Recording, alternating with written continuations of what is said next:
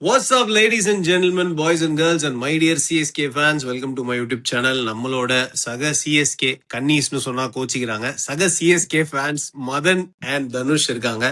So இன்னைக்கு வந்து யாரெல்லாம் சிஎஸ்கே ரிலீஸ் பண்ணணும், அப்படி ரிலீஸ் பண்ணா நம்ம டீம் வந்து பெனிஃபிட் ஆகுமா அடுத்த சீசன்ல? ஏன்னா மிஷன் 2027 தான் பிளானு. அடுத்த வாட்டி அட்லீஸ்ட் பிளே ஆஃப் போகணும். அதுக்கு என்ன பண்ணணும், யாரெல்லாம் ரிலீஸ் பண்ணணும் அப்படின்னு நம்ம பேச போறோம். So Madan and Dhanush, first நான் ஒரு ஐடியா வச்சிருக்கேன், இவங்களெல்லாம் ரிலீஸ் பண்ணா சிஎஸ்கேக்கு பெனிஃபிட் ஆகும் அப்படின்னு சொல்லிட்டு. ஸோ நான் என்னோட கருத்தை ஃபர்ஸ்ட் சொல்லிடுறேன், அதுக்கப்புறமா நீங்க 2 பேர் சொல்லுங்க.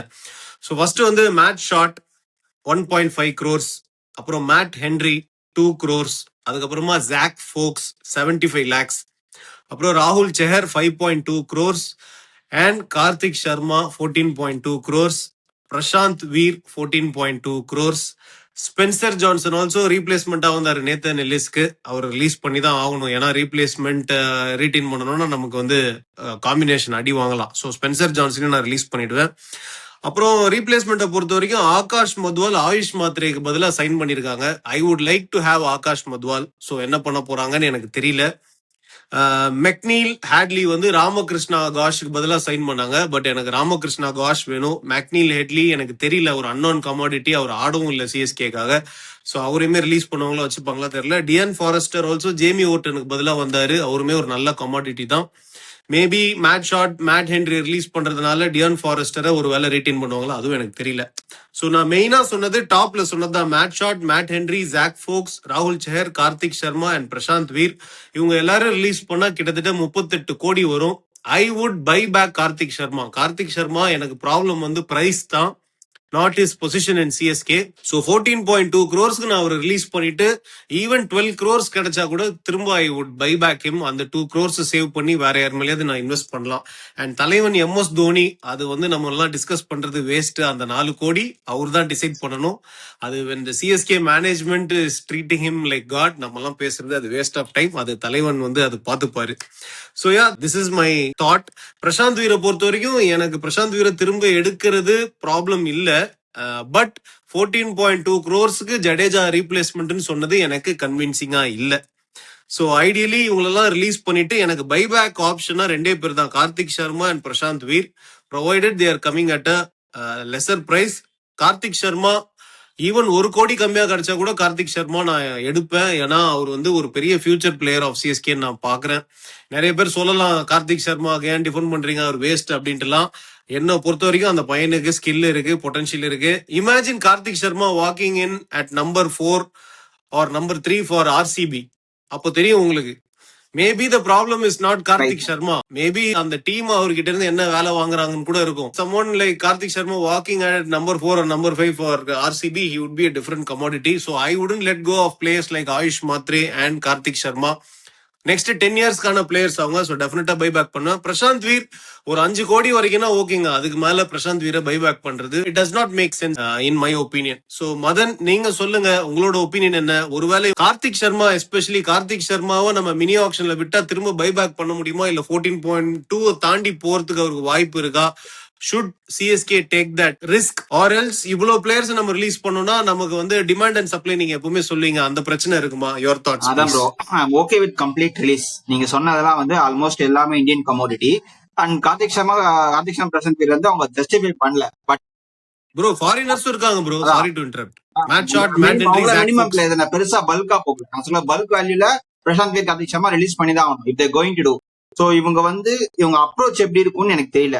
சோ இப்ப என்னன்னா இது வந்து 2 விஷயமா பார்க்கலாம். ஒன்னு விஷயம் வந்து சிஎஸ்கே மேனேஜ்மெண்ட் சஸ்டெயின் பண்ண போறாங்கன்னா இந்த வேல்யூக்கான அமௌண்ட் வந்து நம்ம வச்சுக்கலாமா, இல்லைன்னா நமக்கு வந்து மார்க்கெட்ல அவைலபிள் இருக்கான்னு பார்க்கணும்.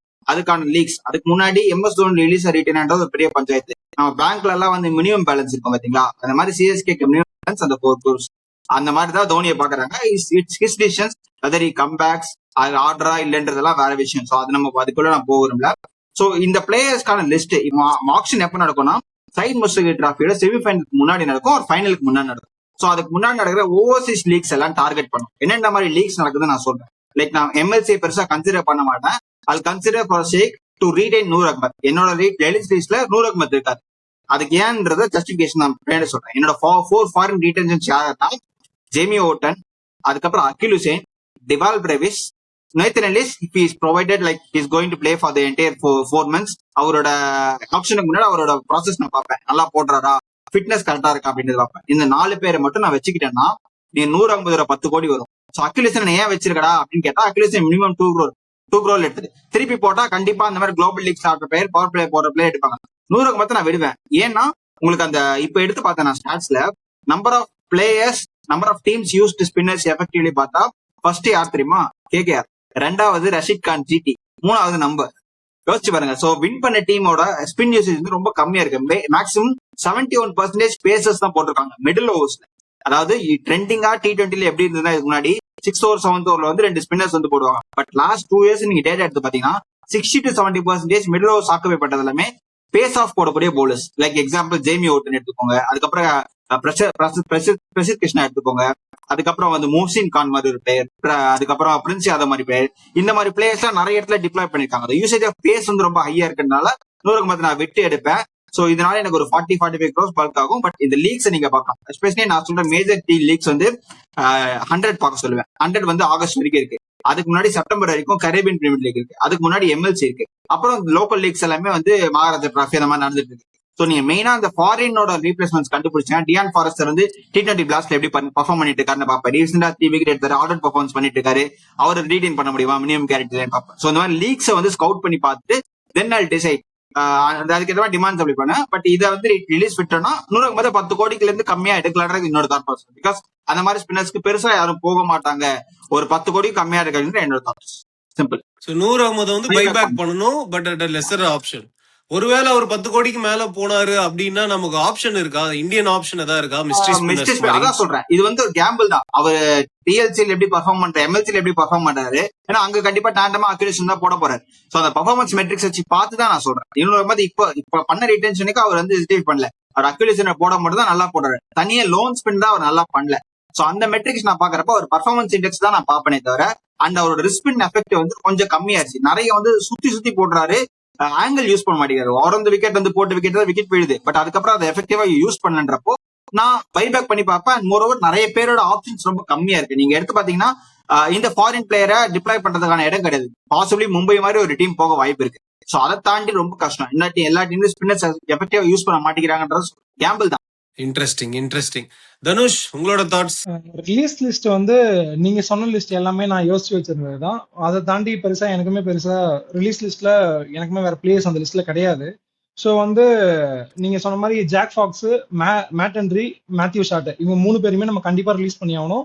அதே மாதிரி கார்த்திக் சர்மா, பிரசாந்த் இவங்க 2 பேருமே கண்டிப்பா ரிலீஸ் பண்ணி ஆகணும். நீங்க சொன்ன மாதிரி தான் ராகுல் சார் மிஸ் பண்ணிட்டேன். ராகுல் சார் கண்டிப்பா ரிலீஸ் பண்ணி ஆகணும். கார்த்திக் சர்மாவும் பிரசாந்த் வீரும் இப்போ ஹியூஜ் அமௌண்ட் இருக்கிறதுனால அவங்க ரிலீஸ் பண்ணி பைபேக் பண்ண பார்க்கலாம். பிரசாந்த் வீரியுமே வந்து பைபேக் பண்ண வேணாம்லாம் கிடையாது, பைபேக் பண்ண பார்க்கலாம். ஒரு 4 கோர்ஸ் 5 கோர்ஸ் அவரை தாண்ட விடக்கூடாது.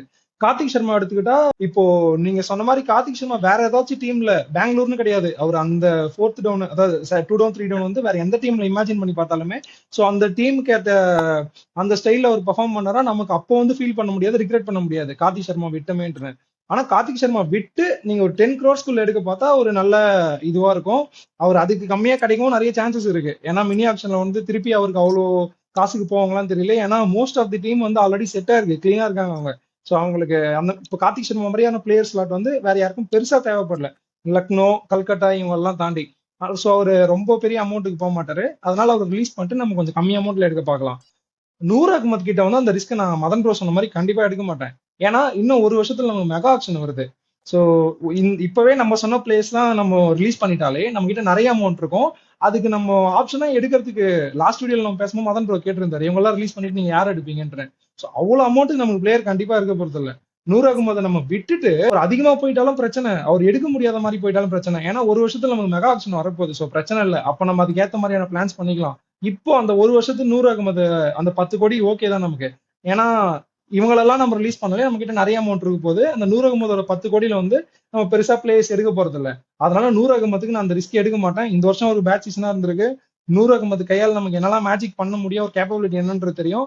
10 கோடின்றதே ஃபிளமிங் சொன்னார் பாருங்க எப்படி, அதுக்கு வந்து அவர் ப்ரூவ் பண்ணிருக்காரு நூர் அகமது. ஒன்னே சொல்லிருக்கேன், நான் அந்த பர்ஃபார்மன்ஸ் மெட்ரிக்ஸ பார்த்து தான் சொல்றேன். சோ அவரோட அந்த யூசேஜ் ரொம்ப கம்மி ஆயிடுச்சுன்னா நம்ம போட்டு எடுக்கலாம். இப்ப நூர் அகமதையும் வெத்துனா எனக்கு 50 கோடி கிட்டே இருக்கும்.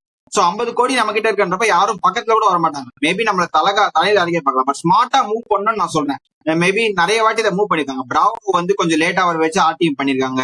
அந்த ஆர்டிஎம் ஆப்ஷன்ஸ் இருக்கான்றதையும் நம்ம வந்து டிஸ்கஸ் பண்ணி பார்க்கணும். பிகாஸ் ஆப்ஷனுக்கு வரதுக்கு முன்னாடி எல்லா டீம்கிட்டையும் டிஸ்கஸ் பண்ணுவாங்க ஆர்டிஎம் ஆப்ஷன்ஸ் இருக்கா அப்படின்னு சொல்லிட்டு. ஸோ அதெல்லாம் நீங்க எக்ஸ்ப்ளோர் பண்ணிட்டு தென் யூ ஹாவ் டு பிட்ச்னு நான் சொல்றேன். ஸோ அந்த 100 ஆர்டிஎம் வந்து மெகா ஆக்ஷன்ல தானே ப்ரோ யூஸ் பண்ணுவாங்க. மெகா மினி ஆக்ஷன் ஆக்ஷன் நிறைய விஷயம் போயிட்டு இருக்கு bro. Mini mini action action கிடையாது, பட் நிறைய விஷயம் போயிட்டு இருக்குல்ல. மேபி அந்த மாதிரி ஆப்ஷன்ஸ் இருக்கான்னு எக்ஸ்ப்ளோர் பண்றதுக்கு நான் சொல்றேன். சோ அதுவும் பண்ண பெட்டரா இருக்கும். ரிஸ்க் தான், பட் பண்ண முடியுமா? ஏன்னா அவரோட பெர்ஃபார்மன்ஸ் எப்படி இருக்கு, பைபேக் பண்ண முடியுமா தான் நானும் பாக்குறேன். நமக்கு பல்கா பர்சன்ஸ்னா அந்த டிமாண்ட் இப்ப நான் சொல்றேன்ல, அந்த ஃபாரின் லீக்ஸ்ல போயிட்டு நிறைய பேர் எடுத்து ஒருவேளை அந்த மாதிரி தேவைப்பட்டுனா திருப்பி நம்ம பைபேக் பண்ணாங்க. 150 தான் எக்ஸ்ட்ராவும் நிறைய கோடி இருக்கும். சோ நம்ம மட்டும் தனியாவே எடுத்துடலாம்னு நான் சொல்றேன். இவங்க நிறைய அமௌண்ட் எடுத்துட்டு போனா எதனா கோளாறு பண்ணிடுவாங்களோன்னு பயமா இருக்கு. இந்தியன் ஸ்லாட் வந்து கரெக்டா இருக்கு, நம்ம ரிஸ்கே இல்ல, கரெக்டா தான் இருக்கு.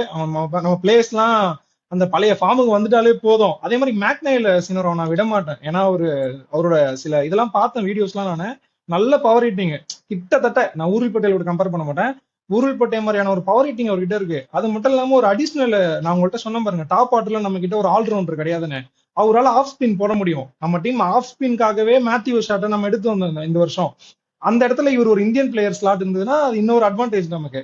ஸோ அவர் வந்து நம்ம வச்சிருப்போம் ஒரு பேக்கப்பா. அவர் கண்டிப்பா நம்ம ஒரு வருஷம் தான் வச்சிருக்க போறோம், அதனால நம்ம யூஸ் பண்ணலாம், யூஸ் பண்ணாமலையும் போகலாம். ஸோ அவரை நான் ரீடைன் பண்ண தான் ட்ரை பண்ணுவேன். ஸ்பென்சர் ஜான்சன்லாம் நமக்கு வேண்டாம், ஃபாரஸ்டருமே நமக்கு தேவையில்லை. ஏன்னா இப்போ பிரவிஸ், ஓவர்டன், எலிஸ்லாம் வந்துட்டோம்னா நம்ம அவர் யூஸ் பண்ண போறது இல்லை. அதனால அவரையுமே நம்ம வச்சிருக்க தேவையில்ல, ரிலீஸ் பண்ணிடலாம். இந்தியன் பவுலிங்க்கு கலிலங் வந்து நமக்கு திருப்பி வந்துருவாரு. ஸோ நம்ம கிட்ட நிறைய ஆப்ஷன்ஸ் இருக்கும். குர்ஜப்னீத் சூப்பரா பெர்ஃபார்ம் பண்ணிட்டாரு வேற. ஸோ நம்ம அந்த பெரிய அமௌண்ட் இருக்காங்க பாருங்க, அவங்களெல்லாம் ரிலீஸ் பண்ணிட்டு அதுக்கேற்ற மாதிரியான பிளேஸ் நம்ம எடுத்தாலே போதும். நம்ம மதன் ப்ரோ சொன்ன மாதிரி நிறைய லீக்ஸ் வருது, அதில் எக்ஸ்ப்ளோர் பண்ணி பிரவிஸ்க்கு ஒரு ப்ராப்பர் பேக்கப், எலிஸ்க்கு ஒரு ப்ராப்பர் பேக்கப், இவங்களை நீங்க எடுத்தாலே போதும். எலிஸோட பெர்ஃபார்மன்ஸ் தான் நான் டவுட் பண்ணவே மாட்டேன். ஃபினிஷர் கண்டிப்பா வேணும், அதுதான் ரொம்ப இம்பார்ட்டன்ட். ஃபினிஷர்ஸ்க்கு வந்து இவங்க இருக்க பிளேஸ் ட்ரை பண்ணக்கூடாது, ஃபினிஷருக்கான பிளேஸ்க்கு தான் இவங்க போகணும். டூபே ஃபினிஷரா ட்ரை பண்றாங்க ப்ரோ. அங்கதான் bro forester maybe they can retain for a lesser price, கம்மி பிரைஸ்ல தான் எடுத்திருக்காங்க, சைன் பண்ணிருக்காங்க. ஃபாரஸ்டர் ஒரு ஃபினிஷிங் ஆப்ஷனா வச்சுக்கலாம், who can bowl well also. ஏன்னா நான் என்ன பாக்குறேன்னா ஒரு பேக்கப் ஓவர்டன் பாக்குறேன். கரெக்ட், ஓவர்டனுக்கு மேபி ஏன்னா 8 ஸ்லாட் இருக்கும் நம்ம கிட்ட எனக்கு தெரிஞ்சு ஓவர்சீஸ்க்கு. ஸோ வந்து நீங்க வச்சிருக்கலாம் பிளானுக்கு ஏற்ற மாதிரி. நீங்க ஒரு பவர்ஃபுல் ஹிட்டர், ஒரு ஆல்ரவுண்டர் எடுத்துட்டு நீங்க அதுக்கப்புறம் பிரவிஸ்க்கு பேக்கப் அந்த மாதிரி ஒரு ஸ்லாட் எக்ஸ்ட்ரா இருந்ததுன்னா நீங்க ஃபாரஸ்டர் நீங்க வச்சுக்கலாம். அதுக்கேற்ற மாதிரி எந்த பிளேயர் தேவையில்லையோ அவங்க நீங்க ரிலீஸ் பண்ணிக்கலாம் அதுக்கு பதில். ஸோ இந்த மாதிரி நம்ம கிட்ட எல்லா ஆப்ஷனும் இருக்கு. ஆனா கண்டிப்பா ஒரு 40 கோடி மாதிரிலாம் நம்ம எடுத்துட்டு போக கூடாதுன்னு தான் நான் யோசிப்பேன். எடுத்துட்டு போயிட்டு சன்ரைசர்ஸ் மாதிரி, பஞ்சாப் மாதிரியான டீம், டெல்லி மாதிரியான டீம்லாம் வந்து நம்மளோட அமௌண்ட்டை ஏத்தி விட்டுருவாங்க. பிரசாந்த் கார்த்தி சர்மா மாதிரியான பிளேயருக்கு வந்து இவங்க 14 கோடிக்கு போவாங்க. சோ அந்த ரிஸ்க் நமக்கு வேண்டாம். இருக்க அமௌண்ட்லயே நீங்க பிக்ஸ் பண்ணிட்டு இல்ல, அதான் இந்த வாட்டி ரொம்ப ஸ்மார்ட்டா பண்ணணும். பெரிய பாஸோட போனாலும் நமக்கு இந்த பிளேயர்ஸ் வேணும். அதே மாதிரி உங்களுக்கு பிரைஸ கண்ணா பின்னாடி ஏத்தி விட்டாங்கன்னா அதுக்கு நம்ம பேக்கப் என்ன வேணும்ன்ற மாதிரி ஒரு ஒரு டைனமிக்ஸ் எல்லாம் புரிஞ்சுக்கிட்டு ப்ராப்பரா போகணும். சும்மா கண்ணை மூடி காட்டுல விட்டா மாதிரி போய் 2 பிளேயர் எடுக்க போறோம். ஒரு வாட்டி பண்ணிட்டாங்க. சோ ஹோப்ஃபுல்லி நெக்ஸ்ட் டைம் அதே மாதிரி இருக்க மாட்டாங்க. ஏன்னா நம்மள மாதிரி ஆளுங்களே அப்படி யோசிக்கிறப்போ அந்த பிரான்சைஸ் போன வாட்டி என்ன நடந்ததுன்னு தெரியும். சோ ஹோப்ஃபுல்லி பெரிய பாஸோட போனா நம்ம வந்து டபுள் பிளப் பண்ணவும் பார்க்க முடியும். சோ நீங்க பாத்தீங்கன்னா போன வாட்டி நம்மள இது பண்ணாங்க. சோ அது நமக்கு பாசிட்டிவா கூட அமையலாம். சோ ப்ரொவைடிங் நீங்க எல்லா ஆளுக்கும் எல்லா ஸ்கவுட்டும் போகணும். சோ எந்த லீக் நடந்தாலும் T20 பிளாஸ்ட் நடந்தா போலாம். கரேபியன் பிரீமியர் லீக் முன்னாடி வந்து உங்களுக்கு குளோபல் சூப்பர் லீக் நடக்கும். பிரசனால ஹெட் கோச்சா இருக்காரு, இம்ரான் தாயிர் கேப்டன்சி பண்ணி. சோ அந்த மாதிரி லீக் போகணும், T20 பிளாஸ்டுக்கு போகணும், 100க்கு போகணும், அதுக்கப்புறம் MLCக்கு போகணும், மகாராஜா டிராஃபி. இந்த மாதிரி எல்லா டிராஃபிக்கும் ஒவ்வொரு பிளேயரை நீங்க டிப்ளாய் பண்ணி நீங்க இந்த பிளேஸ் ஸ்கவுட்டிங்க கொண்டு வான்னு சொல்லிட்டு அன்னைக்கே தருவ மாதிரி ஒரு ஆளை வந்து நம்ம வந்து ட்ரேட்ல கேட்க முடியுமான்னு பார்ப்போம். பிகாஸ் அண்டர் யூஸ்டா இருக்காங்க அந்த இடத்துல. டெல்லியில வந்து நம்ம சமீர் ரிஸ்வியோ இல்லைன்னா வந்து அக்ஷயோ சர்மாவோ யாராவது ட்ரேட்ல கேட்க முடியும் பார்க்கணும். சோ நீங்க ஆப்ஷன்ஸை லுக் ஃபார்வர்ட் பண்ணிட்டே இருக்கணும். லைக் இப்போத்துல இருந்தே நீங்க லுக் ஃபார்வர்ட் பண்ணாதான் உங்களுக்கு அந்த இடத்துல நீங்க வந்து பிளேயர்ஸை பைபேக் பண்ண முடியும். அவங்களை வந்து லுக் ஃபார்வர்ட் பண்ணா அவங்க ஆடுறதை நீங்க ஸ்கவுட் பண்ணி போய் பார்க்கணும். Instead of seeing only in cricket info நம்மள மாதிரி பார்க்காம செலவு பண்ணி அங்க போய் பார்த்து எடுத்தா பெட்டரா இருக்கும்னு என்னோட. Okay, yeah. So moving on, நம்ம பினிஷர் ஒருத்தர் தேவை சிஎஸ்கேக்குன்னு பேசிட்டு இருந்தோம். சோ ஒரு பெரிய ட்ரேட் டாக் இருக்கு, ஹர்திக் பாண்டியா சிஎஸ்கேக்கு வரப்போறாரு அப்படின்னு சொல்லிட்டு இருக்காங்க. பத்ரிநாத் அவரோட சேனல்லாம் நான் பார்த்தேன். எம்ஐ வந்து கண்டிப்பா சிவம் டுபேக்கெல்லாம் ஒத்துக்க மாட்டாங்க. They will ask for someone like Shivam Dube along with Ayush Mhatre. Hardik Pandya சிஎஸ்கேக்கு வராருன்னா எனக்கு பிரச்சனையே கிடையாது, நான் 2 பேரையும் கொடுத்துருவேன், கேப்டன்சி கூட ஹர்திக் பாண்டியா கொடுத்துருவேன் அப்படின்ற மாதிரி அவர் பத்ரிநாத் சொல்றாரு. பட் எனக்கு அதுல உடன்பாடு இல்ல. சிவம் டுபே ஓகே, எனக்கு சிவம் டுபே போனா ஓகே. ஹர்திக் பாண்டியா வராருன்ற பட்சத்துல டெஃபினட்டா ஹர்திக் பாண்டியாவோட வருகை வந்து சிஎஸ்கேவை ஸ்ட்ரென்தன் பண்ணும், ஸ்குவாடை ஸ்ட்ரென்தன் பண்ணும், அதுல மாற்று கருத்தே இல்ல. பட் சம்மன் லைக் ஆயுஷ் மாத்ரேவை நீங்க எம்ஐக்கு கொடுக்கறது வந்து that too for a team like MI, it is stupidity at its best அப்படின்னு நான் நினைக்கிறேன். டெஃபினட்டா அது பண்ணக்கூடாது. ஆயுஷ் மாத்ரே பெரிய பெரிய investment, future captain material for CSK. அவரை கொடுத்துட்டு ஹர்திக் பாண்டியா வேணும் சிஎஸ்கேக்குன்னா எனக்கு அந்த ட்ரேட் நடக்க வேணாம்.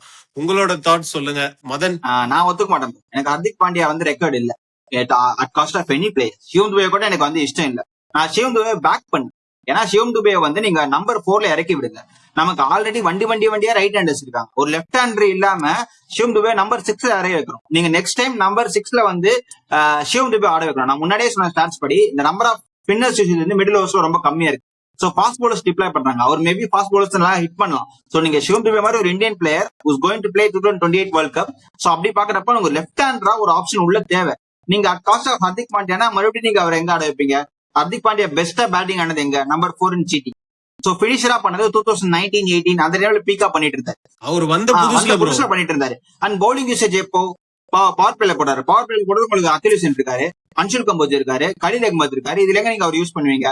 So the usage of Hardik Pandya இல்லாம தேவையில்லாம அகைன் ஒரு பேர்டன் ஆகும் நமக்கு. இப்ப ஆயுஷ் மாத்ரே, சஞ்சு சாம்சன், ருத்ராஜ் கெய்க்வாட் 3 பேருமே வந்து பாக்குறப்போ Ayush Mhatre is future captain. He won under-19 world cup for you. So அவரை க்ரூம் பண்ணி நீங்க பாருங்க, இன்வெஸ்ட் பண்ணுங்க. அகைன் ஒரு என்ன சொல்றது, ஒரு டெம்பரரி விக்டரி வேணாம், பர்மனன்ட் சொல்யூஷன் வேணுன்றது என்னோட தாட். ஹர்திக் பாண்டியாவை கொண்டு வந்தீங்கன்னா ஒரு டெம்பரரி விக்டரி கொண்டு வரான்னு சொல்லிட்டு மேபி அது ஃபால் பேக் கூட ஆகலாம். சோ அகைன் நம்ம இந்த மும்பை இந்தியன்ஸ் ஸ்குவாட் மாதிரி ஓகே ஸ்டார் பிளேயர்ஸை வச்சு ட்ரேட் பண்ணி அகைன் அந்த புஷ் பேக் பண்ணி எனக்கு டிராஃபி வேணாம். எனக்கு இந்த டீம் லெகசியை மெயின்டைன் பண்ணும். இந்த டீம் அடுத்த 10 வருஷத்துக்கும் இப்படியே இருக்கும், அந்த டிரான்சிஷன் நடக்கும்ன்ற ட்ரஸ்ட் தான் வேணும். நாங்க வந்து டிராஃபி கேட்கல. We have enough trophy to celebrate, enough memories to celebrate. எனக்கு இந்த லெகசியான டீம் வந்து 5-10 பிளேயர்ஸ் முடிக்காம எனக்கு பிளே ஆஃப்ல ஃபைட் பண்ணக்கூடிய ஒரு அந்த ஃபைட் இருக்க பிளேயர்ஸ் வேணும்ன்றது என்னோட விஷ். எனக்கு ஹர்திக் பாண்டியா வென்ற தாட் இதுவே இல்லை. சோ அதுதான் ஹானஸ்டா சொல்ல போனோம். எனக்கு ஹர்திக் பாண்டியா தேவையில்லை. ஹர்திக் பாண்டியா எல்எஸ்சிக்கு போறாரு, பண்ட் வந்து மும்பைக்கு ஓபனிங் அனுப்புறாரு. Mark my words. இன்னொரு பேச்சு போயிட்டு இருக்கு, பஞ்சாப்ல இருந்து ஸ்ரேயஸ் ஐயர் எம்ஐ போறாரு, பஞ்சாபுக்கு வந்து ஹர்திக் பாண்டியா போறாரு அப்படின்ட்டு. பட் என்னன்னா இதுல வந்து பிளேயரோட சாய்ஸும் ரொம்ப முக்கியம். ஹர்திக் பாண்டியா எந்த பிரான்ச்சைஸ்க்கு போகணும்னு ஆசைப்படுறாரோ அங்கதான் most probably he'll end up. And அவர் பினிஷரா அவர் கெரியரை ஸ்டார்ட் பண்ணும்போது ஒரு பினிஷரா தான் ப்ரோ பண்ணாரு மும்பை இந்தியன்ஸுக்கு. 10 பேர் அடிச்சு டான் ஆனவங்க இல்லடா, நான் அடிச்ச 10 பேருமே டான்ன்ற மாதிரி அவர் ஃபர்ஸ்ட் அடிச்சது சிஎஸ்கே தான். உங்களுக்கு ஞாபகம் இருக்கா தெரியல, 2 ஓவருக்கு 29 அடிக்கணும் எம்ஐ. 19வது ஓவர் தலை தோனி வந்து ஜடேஜா குத்துருவாரு. ஜட்டு போட்டு உரிச்சிருவாப்புல ஹர்திக் பாண்டியா. அங்கதான் ஹர்திக் பாண்டியா அன்புவின் எழுச்சின்ற மாதிரி ஹர்திக் பாண்டியாவின் எழுச்சி அங்கதான் ஆரம்பிச்சது. அதுக்கப்புறம் நிறைய சீசன்ஸ் எம்ஐக்கு வந்து பினிஷரா பயங்கரமான இம்பார்ட்டன்ஸ் கொடுத்திருக்காரு. அப்கோர்ஸ் இப்ப அந்த பிரைம் ஹர்திக் பாண்டியா பாக்கல போன ஐபிஎல், அதனால 50-50 தான். தனுஷ், உங்களோட thoughts about Hardik Pandya coming to CSK and Ayush மாத்ரேவும் நீங்க கொடுப்பீங்களா? Hardik Pandya coming to CSK மட்டும் பார்த்தா எனக்கு ரொம்ப ரொம்ப ரொம்ப ஹாப்பி. ஏன்னா எல்லாருக்குமே ஒரு விஷயம் இருக்கும்ல, ஒரு பிளேயர்ஸ் வந்து நம்ம ஜெர்சியில பாக்கணும்னு. எனக்கு அந்த மாதிரி நிறைய பிளேயர்ஸ் என் லிஸ்ட்ல இருந்திருக்காங்க. அப்படி நான் ரொம்ப நாள் ஆசைப்பட்டு வந்த ஒரு பிளேயர் வந்து சாம்சன். எனக்கு ரொம்ப நாள் ஆசை சாம்சனோ, ரிஷப் பண்டோ, கேஎல் ராகுலோ, இந்த 3 பேர்ல ஒருத்தவங்க தான் டோனிக்கு அப்புறம் கீப்பிங் பண்ணணும் அப்படின்ற மாதிரி ஒரு ஆசை. சாம்சன் வந்தோடனே எனக்கு ரொம்ப ஹாப்பி. அதே மாதிரி தான் பாண்டியாலாம் சென்னையில என்னால அந்த ஒரு ஹாப்பினஸ் என்னால இமேஜினே பண்ணி பார்க்க முடியல. ஏன்னா நான் வந்து பாண்டியாவோட மிகப்பெரிய ஃபேனு, நான் அப்படி சொல்றேன். ஆனா மதன் ப்ரோ சொன்ன மாதிரி நிறைய ரீசன்ஸ் இருக்கு பாண்டியா வந்தாருன்னா நம்ம கிட்ட என்ன பிரச்சனை இருக்குன்றேன். ஆனா ஆயுஷ் மாத்ரே கொடுத்துட்டு பாண்டியா வாங்கணும்னா கண்டிப்பா அதை நான் எப்பவுமே அக்செப்ட் பண்ண மாட்டேன். ஆயுஷ் மாத்ரே ரிட்டையர் ஆகிற வரைக்கும் சிஎஸ்கேல இருக்கணும்னு என்னோட ஆசை. ஸோ ஆயுஷ் மாத்ரே வந்து அந்த மாதிரியான ஒரு பொட்டன்ஷியல் உள்ள ஒரு பிளேயரு. அதுவும் இப்ப சர்மாவுக்கு ரீப்ளேஸ்மெண்ட் மாதிரி அவர் அங்க போயிட்டாருன்னா நம்ம எதிரி டீமுக்கு அதை நினைச்சு கூட பார்க்க முடியல. பாண்டியா இங்க வரதை விட அது அங்க போறது பயங்கர நைட் மேரா இருக்கு எனக்கு, நமக்கு மாத்திரை அங்க போறது. அதை தவிர வேற எந்த ஆப்ஷன் இருந்தாலும் பாண்டியா இங்க வரது எனக்கு ஓகே என்ன சொல்லுவேன். எக்ஸாம்பிள் வந்து இப்ப கலீல் அஹ்மத்தை கொடுக்குற மாதிரி இருந்தாலோ, கூட அன்ஷுல் கம்போஜ் கொடுக்குற மாதிரி இருந்தா கூட எனக்கு ஓகே. ஏன்னா பாண்டியா நம்ம டீம் வரது வந்து எனக்கு அதை விட இது இம்பார்ட்டன்ட் மாதிரி. ஆனா ஆயுஷ் மாத்ரே மட்டும் நான் கண்டிப்பா ஒத்துக்க மாட்டேன். ஆயுஷ் மாத்ரேவோ பிரெவிஸோ இவங்க யாருமே கொடுக்க கூடாது. டூபே கூட சேர்த்து நீங்க ஒரு பவுலரை கொடுத்தீங்கன்னா ஓகே, கலீல் அஹ்மதியோ, முகேஷ் சௌத்ரியோ, அன்ஷுல் கம்போஜோ 3 பேர்ல ஒருத்தவங்க நீங்க கொடுத்தீங்கன்னா ஓகே. பாண்டியா எனக்கு வரது இங்க ஓகே தான். ஒரு பிரச்சனை இருக்கு அதுல என்னன்னா, இப்போ இன்கேஸ் நான் சொன்ன மாதிரி இப்ப இவங்கள யாரையாச்சும் கொடுத்துட்டு பாண்டியா நம்ம எடுத்துட்டோம்னு வச்சுக்கோங்க, மெகா ஆப்ஷன்ல சாம்சனு, ருத்ராஜ், பாண்டியா 3 பேர்ல 2 பேரை ரீடைன் பண்றதே பெரிய பிரச்சனை. ஒருத்தவங்கள தான் நம்ம ரீடைன் பண்ண முடியும். ஏன்னா நமக்கு வந்து அமௌண்ட் தேவை மெகா ஆப்ஷனுக்குள்ள போறதுக்கு. நான் இதையே சொல்லிட்டு இருக்கேன், சாம்சன் ருத்ராஜே நீங்க எப்படி கொண்டு போறீங்க மெகா ஆப்ஷன்ல, அது ரொம்ப தேவையில்லாத வேலைன்றேன். சோ அந்த ஒரு விஷயத்த நான் வச்சு பார்க்கும்போது பாண்டியா இப்ப வந்தா நமக்கு அது பெரிய ஹெட்டேக் ஆயிரும். அப்படின்ற மாதிரி தோணுது எனக்கு. கரெக்ட். இது ஒரு பெரிய ஹெட், நல்ல இது ஒரு பாயிண்ட். பெரிய மண்டேத்த. இப்ப அவர் சொல்ற மாதிரி ஃபியூச்சர் நான் சொன்னா அதுதான் டெம்பரரியா பார்த்துட்டு அடுத்த மெகா ஆக்ஷன் போறப்ப நீங்க மறுபடியும் வந்து ஒரு 5 பேர் 6 பேர் ரீடைன் பண்றீங்கன்னா அவ்வளவுதான், உங்களுக்கு ஆல்மோஸ்ட் 60 கோடி கிட்ட போயிடும். ஒரு 40 கோடியை வச்சுட்டு மெகா ஆக்ஷன் நீங்க போறீங்கன்னா மத்த எல்லா டீமும் ரிலீஸ் பண்ணிருப்போம். சோ அகைன் நீங்க அடுத்த 3 சைக்கிள் ஒரு டிராப்ல மாட்டிப்பீங்க. இந்த எலி வந்து ஒரு இடத்துல போய் சாப்பாடு எடுக்க போய் உள்ள மாட்டிக்கும் பாத்தீங்களா, அந்த மாதிரி நம்ம மாட்டிட்டு சுத்திட்டு இருப்போம். So I need a clean team for next 10 years. So அதுக்கு இந்த மினி ஆக்ஷன் ரொம்ப வந்து வைஸா இருக்கும். விட்டுறக்கூடாது, அதாவது டெம்பரரி இதை பார்த்து நம்ம வந்து விட்டுட்டு திருப்பி வந்து மாட்டிக்கூடாது என்னோட விஷ். அப்புறம் திராப்பில கண்டிப்பா இப்ப இம்பார்ட்டன்ட், கண்டிப்பா நம்ம கப் அடிச்சாகணும். மதன் ப்ரோ சொன்னதை நான் உடன்படவே மாட்டேன். அண்ணா அண்ணாச்சி நானும் பசி, நானும் ஒத்துக்கிறேன். ரொம்ப இம்பார்ட்டன்ட். அண்ணாச்சி பசி அண்ணாச்சி அப்படின்ற மாதிரி 3 வருஷம் தோனி வந்து ஒரு மாதிரி ரொம்ப ஒரு மாதிரி இந்த பீஸ் ஆஃப் கேக்னு சொல்லுவாங்க பாத்தீங்களா, அந்த மாதிரி ரொம்ப சிம்பிள் ஆக்கிட்டாரு. திராப்பின்றது வந்து ஒரு விஷயமே இல்லடா உங்களுக்கு, வாங்க 2 வருஷத்துக்கு ஒரு வாட்டி அடிச்சுட்டு போங்க அப்படின்ற மாதிரி. அந்த 3 வருஷம் பிளே ஆஃபுக்கு போகாத பசி வந்து ஒரு சிஎஸ்கே பிளேயர்ஸ்க்குமே சிஎஸ்கே ஃபேன்ஸுக்குமே அந்த ஒரு இது தெரியுது. சோ திருப்பி நான் வந்து நீங்க டிரான்சிஷன் இன்னும் 10 வருஷம் எடுத்துக்கோங்கலாம் நான் ஒத்துக்கவே மாட்டேன். இன்னும் 1 வருஷம் அடி வாங்கணும்னு என்னால தாங்கவே முடியாது அப்படின்ற. நீங்க ஃபைட் கொடுக்குற பிளேயர்ஸ் வச்சு டிராஃபி அடிக்கணும்னு சொல்றேன். சோ இப்போ நீங்க மும்பை எடுத்தீங்கன்னா டெம்பரரி ஃபிக்ஸ், அதை வச்சு நம்ம டிராஃபி அடிக்க முடியாது. ஏன்னா மும்பை மாதிரி ஒரு கடப்பார டீம், அந்த மாதிரி டீம் வேர்ல்ட் லெவலே அடிக்கிறப்போ it's not about the team, it's about the players who get into the டீம்ன்றதான் ஒரு முக்கியன்றதுனால இந்த மாதிரி டீமை செட் பண்ணி ஃபைட் கொடுக்குற பிளேயர்ஸ் வச்சாலே பிளே ஆஃப் போகும். இப்ப ஆர்சிபி பாத்தீங்கன்னா பிளேயிங் லெவல் அவ்வளவு பேர் இருக்காங்க. இந்தியன் டீம் வேர்ல்ட் கப் எத்தனை பேர் இருக்காங்க? சோ இட்ஸ் அபவுட் குருநாள் பாண்டியா மாதிரி பிளேயர்ஸ் மேட்ச்ல ஒழுங்கா பெர்ஃபார்ம் பண்ணல, அவரோட பரோடா லீக்ல பெருசா பெர்ஃபார்ம் பண்ணல, பட் என்ன மாதிரி ஐபிஎல்ல பெர்ஃபார்மன்ஸ் கொடுத்தாரு. So it's about how you manage the management தான் ஒரு முக்கியமான விஷயம். சோ அந்த டிராஃபிக்கு அடிக்க நீங்க கிட்ட போனாலே உங்களுக்கு அந்த நான் பிளே ஆஃப் போற டீம் அடிப்பட சொல்றேன். எம்எஸ் தோனி அதான் சொல்லுவாரு, டிராஃபி எனக்கு நெசசரி கிடையாது, எனக்கு பிளே ஆஃப் போகணும், அதுக்கப்புறம் மேல இருக்கவங்க பாத்துப்பான். அந்த 3 கேம்ன்றது நீங்க அன்னைக்கு டே ஆடுறீங்க. சோ பிளே ஆஃப் ஒரு டீம் ரெடி பண்ணாங்கனாலே டிராஃபி ஆட்டோமேட்டிக்கா வருது. என்னோட தாட் ப்ராசஸ். டிராஃபி அடிக்கிற டீம் யாரும் ரெடி பண்ணவே முடியாது, அது கிடையவே கிடையாது. நம்ம எல்லாருக்கும் ஒரு ரீப்ளேஸ்மெண்ட் பாக்குறோம்ல, நமக்கு ஒரு கிளட்ச் மிஸ் ஆகுது. எங்க தெரியுமா மிஸ் ஆகுது? ராய்டுக்கு ஒரு ரீப்ளேஸ்மெண்ட் இவங்க எடுக்கவே இல்ல. அங்கதான் ஒரு பெரிய அதான் bro, கார்த்திக் சர்மா லேட்டா ராய்டு நியாயமா சொல்லுங்க. இப்போ ஓகே, அதாவது டைம் எடுத்துக்கிட்டோம். ராய்டுவோட ஸ்கில் செட் என்னன்னா 2003ல அவர் மும்பைல ஆடிக்கிட்டு இருந்தப்போ, ஹைதராபாத்ல ஆடிட்டு இருந்தப்போ ஹர்ஷா போக்லே வந்து ஒரு கமெண்ட் சொன்னாங்க, is going to be the next சச்சின்னு சொல்லிட்டு. ரொம்ப பெரிய வார்த்தை. 2003ல அப்பதான் தோனி பிரைம்ல வந்துட்டு இருந்தார். அதாவது இந்தியா ஏல பாகிஸ்தான்ல போய் ஆடுறப்போ அப்பா ஸ்கோட் பண்ண பிளேயர் தான் ராய்டு. ராய்டுவோட ஸ்கில் செட்லாம் வெறித்தனமான ஸ்கில் செட். அவர் ஒரு பாயிண்ட்ல கொஞ்சம் அவர் யூஸ் பண்ற அந்த லைக் என்ன சொல்றது, அவரோட நேச்சர் ஸ்கில் செட்னால அவர் நிறைய பேக்ல தள்ளப்பட்டாருன்றது உண்மையான விஷயம். இது ஹர்ஷா போக்லேவே சொல்லியிருக்காரு. கடும் ரொம்ப கோவக்காரரு, நிறைய இடத்துல அவர் எக்ஸ்பிரஸ் பண்ணிடுவாரு சில விஷயத்த. சோ அதனால ஹர்ஷா போக்லே வந்து ஸ்டேட்மெண்டாவே ஆர்டிகல் ஒரு இதுல பண்ணாரு. ஆயிடு மாதிரி ஒரு பிளேயர் கொஞ்சம் அவர் ஸ்கில் செட்டை பேக் பண்ற மாதிரி கொஞ்சம் அவரோட பேக் பண்ணிட்டா பெட்டரா இருக்கும்னு சொல்லிட்டு இருந்தாரு. இல்ல தனுஷ் சிரிக்கிறத பார்த்தா அவரோட ஒரு பெரிய கோவக்காரரு இந்தியால இருக்காருன்ற மாதிரி இருக்கு. அந்த மாதிரி அதனால சோ அவரோட ஸ்கில் எல்லாம் கம்பேர் பண்ணவே முடியாது. ராய்டு எக்ஸப்ஷனல் பிளேயர் ஆக்சுவலா. என்னப்பா விராட் கோலியா தனுஷ்? மைண்ட்ல மதன் சார் சொன்னதை சீரியஸா இப்ப என்னால லிசன் பண்ணவே முடியல. நான் ரொம்ப கஷ்டப்பட்டு கண்ட்ரோல் பண்றேன் என்னோட எமோஷன்ஸ. ஏன்னா அதை விட கோவக்காரங்க எல்லாம் எவ்வளவு பேர் இருக்காங்களே. ராய்டு என்ன தப்பு பண்ணிட்டாரு 2019ல நீங்க டிராப் பண்ண அது ஓகே, அது பிரைம் வந்ததுக்கு அப்புறம் வந்தது. விராட் கோலி தான் நீங்க சொல்றீங்கன்னு ஓப்பனா தெரியுது. பட் ஒரு இனிஷியல் ஸ்டேஜ்லயே அப்படிதான் இருப்பாரு. என்ன நீ பேசுறது அப்படிதான் இருப்பாரு. ஹர்பஜன் சிங் ஃபைட்டா ஞாபகம் இருக்குல்ல உங்களுக்கு? மும்பை பாத்துருக்கேன் மும்பையிலேயே பாத்துருக்கேன். இனிஷியல் ஸ்டேஜ்ல இருந்தே அப்படிதான் கொஞ்சம்ன்றனால அதனால நிறைய இடத்துல வந்து பின்தள்ளப்பட்டாருன்னு நான் படிச்சேன். ஒரு விஷயம் என்னால அக்செப்ட் பண்ணிக்கவே முடியாது. ராய்டு நீங்க 2019ல டிராப் பண்ணது ரொம்ப ரொம்ப ரொம்ப பெரிய தப்பு. அதுக்கு தான் நம்ம அனுபவிச்சோம், அதுக்கு வந்து நம்ம அனுபவிச்சிட்டோம், அவ்வளவுதான். சரி ஓகே, ராயுடுக்கு ரீப்ளேஸ்மெண்டா தான் கார்த்திக் சர்மாவை சைன் பண்ணிருக்காங்க அப்படின்ட்டு தான் ருத்ராஜ் சொன்னாரு. கொஞ்சம் unfinished product bro Kartik Sharma. கொஞ்சம் டைம் கொடுக்கணும், கண்டிப்பா இல் கம் குட். எக்ஸ்ட்ராடனரி ஆடுறாரு ஸ்பின்னர்ஸ. பட் ராயுடு பேஸ் போலிங்க கூட இறங்கி வந்து பொழப்பாரு. 140 150 எல்லாம் டவுன் த ட்ராக் வந்து அடிப்பாரு. கார்த்திக் சர்மாவுக்கு பேஸ் அகேன்ஸ்டா வீக்னஸ் இருக்கு. எக்ஸ்ட்ராடனரி பேஸ் போட்டா கொஞ்சம் ட்ரபிள் ஆறாரு. அது he has to work on his game. I am sure he will do that. So yeah, these are our thoughts about the release and retention of CSK players for the upcoming 2027 IPL. CSK fans, உங்களோட thoughts என்ன? யாரை release பண்ணணும்? ஹர்திக் பாண்டியா வரணுமா? ஹர்திக் பாண்டியா வந்தா நம்ம யாரை கொடுக்கலாம்? உங்களோட தாட்ஸ் எதுவா இருந்தாலும் கமெண்ட் செக்ஷன்ல போட்டு விடுங்க. Always a pleasure talking to you both boys. See you soon.